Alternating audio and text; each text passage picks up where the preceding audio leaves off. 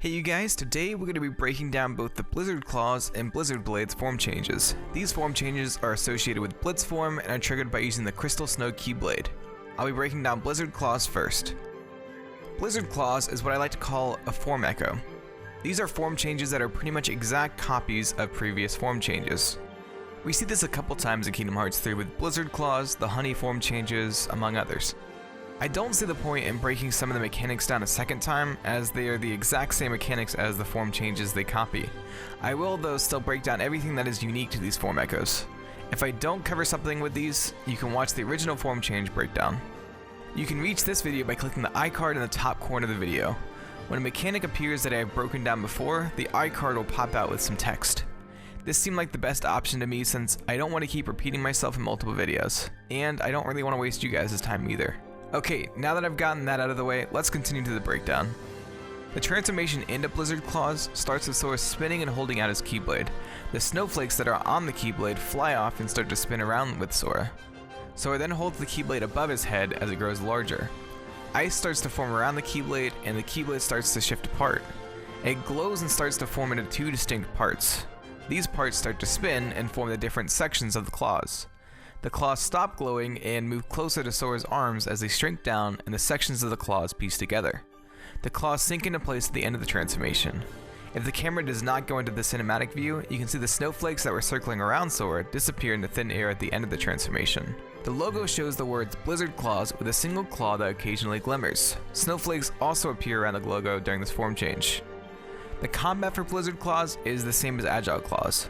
Sora starts with a cross slash and horizontal slash, followed by a spinning attack. He then does a dragging double swipe and multiple slashes with a finisher that has Sora making the claws grow bigger and pushing them forward as they spin. The situational attacks that trigger, such as being above or below an enemy, being surrounded by enemies, or attacking a faraway enemy, are also all the same animations. The only thing that changes with these attacks are the ice effects that surround them. Another thing that Blizzard Claws echoed was the flow motion. Both the dash and regular flow motion attack have been changed. Dashing can damage enemies and the attack is a drilling attack. The claws do kind of fuse together though with Blizzard Claws, and pieces of ice fly out. Magic is an AoE type of magic. The higher the cast of magic, the larger the reach of the magic will be. More casts of magic will circle them as well. Blizzard and Thunder are the odd ones out. Blizzard is the same magic, just with more reach. Thunder has a golden ring and a spark that have a larger reach the higher the cast. The first tier of Thunder has a ball of energy spawning in the middle of Sora, the second tier has a dark orb that surrounds Sora and shoots out lightning, and the third tier still has a dark orb spawn but lightning arcs down from above Sora. The Zom magic is also changed. Fireaza is just a larger cast of fire with energy arcing up from the ground. Waterza summons a whirlpool around Sora. Blizzaza has a multiple casts of blizzards circling Sora. Thundaza has a ring of lightning around Sora before a giant bolt of energy comes down in the center. And Eraza is just a larger cast of arrow. Movement tech is echoed from Agile Claws while in this form. Sora's dodge roll now damages while dodging, and at the end of the slash, Sora lands on his shoulder and rolls back up. The air dodge also does damage when dodging. If you try to block, Sora will dash backwards and end the dash with a spinning slash. This can be triggered in the air and on the ground. The idle animation also echoes Agile Claws. The only difference is that steam does not come out of the Blizzard Claws form change. I know that was incredibly fast and may leave some wanting a more detailed explanation. I really don't want to waste people's time, which is why I shortened the breakdown for this form change. If you want to see a more detailed breakdown, click the card in the top corner. Let's move on to Blizzard Blades. The Blizzard Blades transformation starts with Sora spinning into the air and holding up one of his claws. Skates spin out of thin air and circle around Sora. They close in around Sora and fit onto his shoes. After the skates are on, Sora skates in the air as his claws start to glow. The camera changes and Sora is seen spinning and raising his arms, pushing his claws together. He then pulls his arms down as his claws change to gauntlets. From the gauntlets, what looks to be wings of ice push out from the backs. These then shrink down at the end of the transformation. After the skates attach to Sora's shoes, a blizzard starts blowing around him. When Sora brings his arms down with the gauntlets, ice breaks out from around Sora and the blizzard stops. The logo shows the words Blizzard Blades with a skate to the side moving back and forth. Snowflakes also appear around the logo during this form change. During the finisher, the skate moves back and forth more quickly and snowflakes are pushed out behind it.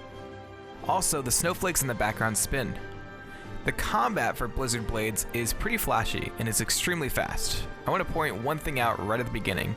We can actually tell what Sora is using to attack with while in this form change by paying attention to the size of the skates and gauntlets. I thought that was a nice detail. Anyways, the ground and air combos are actually different this time. Let's look at the ground combo first. The first attack starts with Sora turning around and kicking up behind himself in a wide arc. At the end of the kick, Sora then uses his gauntlet to do a spinning strike. During the attacks in this combo, ice appears on the end of the strikes and leave behind a trail of ice. The next attack has Sora drawing back before dashing forward and kicking outwards with a horizontal slash.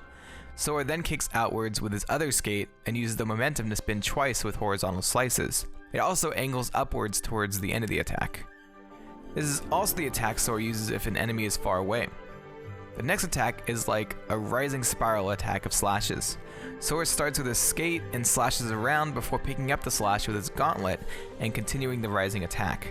The next attack has Sora jumping into the air, positioning himself upside down before spinning forward with his arms outstretched, with the gauntlet's wings slicing the area around him. Air and ice effects are seen around Sora during this attack. The combo finisher has Sora doing the same jump into the air that ends with him upside down before he kicks his gauntlet forward. This kicks up ice from the ground that freezes enemies. The air combo is much simpler. While in the air, Sora's base attacks will be quick strikes forward. These are all the same, with Sora doing a flip backwards before he shoots forward. It actually seems like he forms ice behind himself that he uses to jump off of. As Sora dashes forward, he spins slightly. If you hit an enemy during this dash, Sora will jump backwards off the enemy.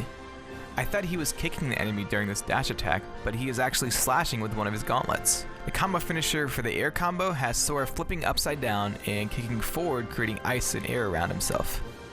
The gauntlets also seem to be doing damage as they have grown larger. After Sora's drill kick attack, Sora slices downwards with a diagonal slash. The ice formed in this slash is much bigger than the previous attacks. There are two situational attacks also that are unique. The first is when Sora is above an enemy. Sora will flip upside down before he slams his skate downwards as he spins, damaging enemies with his gauntlets. Ice is shot upwards from the skate and light circles up around Sora. If Sora is surrounded by enemies, he will flip upside down before spinning with his skates, slicing outwards in a horizontal circular attack. Magic is not changed from the AoE style, so I will not be covering it again. Let's move on to movement tech. When dodging in Blizzard Blades, Sora will dash forward, spinning and slashing at enemies with his gauntlets. Blocking is similar, except Sora will dash backwards, then spin with his gauntlets, slashing at enemies. Jumping is also changed while in this form change. Sora kind of tucks his legs in and flips backwards. He turns in such a way though that while flipping, it looks like he's spinning horizontally in the air. Normal movement also changes to skating while in Blizzard Blades. When you stop skating, Sora will do a quick spin. The idle animation shows Sora moving one hand behind himself while holding the other out in front of himself. He then raises it before putting it behind himself. The shot lock has Sora slashing at enemies with both his gauntlets and skates. This targets the enemies you locked onto, and you can see slashes appearing on enemies you had locked onto. The finisher has Sora slamming his skate down and creating a giant snowflake on the ground. Sora then flips backwards as he loses his skates and gauntlets. He jumps up as this giant ice sculpture forms. As Sora jumps off the air, you can see a snowflake shape made of light left behind. Ice also shoots out after he jumps away. After he gets to the top of the structure, he strikes downwards with his hand, which causes the ice to fall down and shatter outwards. We can also see light spinning around the ice sculpture, and during this attack, we can see enemies freeze if they are close enough. And that is all I have for the breakdown. I know it was a little strange since half of it was a copy, and I summarized a lot of stuff for it. Anyways, now I want to talk about my thoughts on these form changes. The first thing I wanted to point out is that this form change may be called Blizzard Blades and not Blizzard Skates because you use both the blades of the skates and the blades from your gauntlets to attack. I didn't want to include this in the breakdown part though because it's not really a fact and also it's not really a big deal. Just something I thought of. I really like the flashiness of Blizzard Blades, but I feel like it's a little too fast. I think if they would have slowed down the speed a bit, it would have been more impressive, though I guess that kind of defeats the purpose for a Blitz form change. I also found it hard to use this form change a lot because I got this Keyblade near the end game, and I kind of already had my loadout for Keyblades. I think it's good, I just already had the Keyblades I liked by this point. I also was a little disappointed by Blizzard Claws. It seems strange that they would have the exact same form change so close together. I actually have an idea about why that may be, but I'll save that for a later video. One more point about Blizzard Blades that I wanted to make was that it was kind of confusing. This was one of the form changes I didn't use a whole lot in my playthrough, but when I did use it, I was kind of confused about what was going on, and I was not really understanding why certain attacks were triggering and why they didn't. So I think that's another reason why I don't really love this form change, is because things just go so fast and it's hard to know what's going on that it kind of turned me off to it. Anyways, that is all I have for you guys today. If you enjoy when I consider subscribing or sharing this with someone you think will like it. If you want to see my breakdown on Agile Claws and Twin Yo-Yos or on Rage Form, click the cards on screen. I have a Discord server as well as a Twitter, which you can get to by following the links in the description below.